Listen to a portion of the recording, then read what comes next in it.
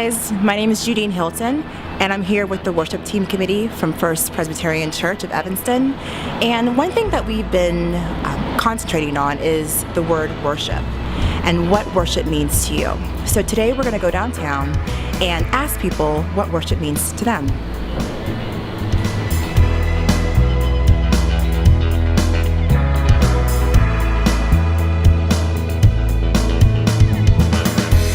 So when you hear the word worship, what comes to mind?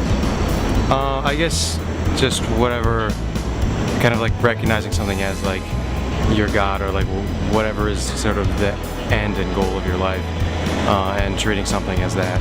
My definition of worship, I would have to say, is just something that you do every single day where you connect to a higher power. It has nothing to do with anybody else but just you and the higher power. Worship is getting together with people who have similar beliefs as you and kind of talking together and working to strengthen your faith. But I think togetherness is a really important part of it for me. Worship is just for me to get close to God, and when I need that inner peace, I just think about God, and I hope He responds to me. Yeah. So to me, worship means a group of people with the same beliefs coming together and praising, honoring, learning about whatever their belief is. That's my definition of worship.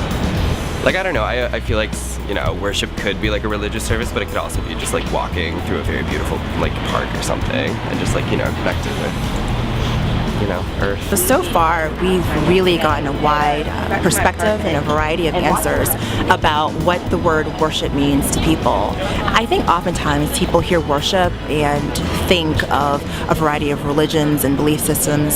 Some have no belief system at all. So the feedback we've gotten so far has been really interesting. How does worship play out in your daily lives, or does it play out in your daily life?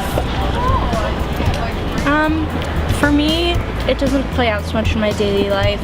I think when I'm going to sleep, I often reflect, so that might be considered worship for me. I think just like talking about God and talking about your faith can be a form of worship for you. I think it's very dependent upon yourself. I went to Catholic school my whole life, so I am pretty familiar with Catholicism, and I go to Shield sometimes, like on campus. Yeah, and I also try to like experiment with other religions and like to just see how other people worship. I myself am Catholic, so I hope the only thing I worship is God.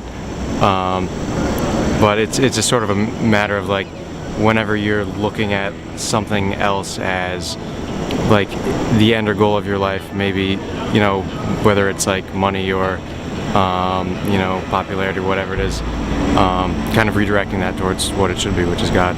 And I think I live my life in a very Christian manner, kind of, what would Jesus do? And then I attend services once a week, and on campus, actually being a part of the Catholic Center is a part of my social life, and I have a lot of friend groups that stem from that. Are there Christian groups on campus? Yeah, very active. I think that worship can come in many different ways and many different forms. You don't have to be, 10 a.m. on a Sunday, everybody at church. I think worship can happen in many different ways, large group, small group, by yourself. It really depends on the person. So, as you can see, we've gotten a lot of different responses about what the word worship means to people on the streets of Evanston. It's oftentimes the traditional answers: God, being in church, praying, music. But other times too, it's an individual thing as well. And it's very important to know what the Bible says about worship and how we as Christians are supposed to grow through worship. It's a very important thing to think about.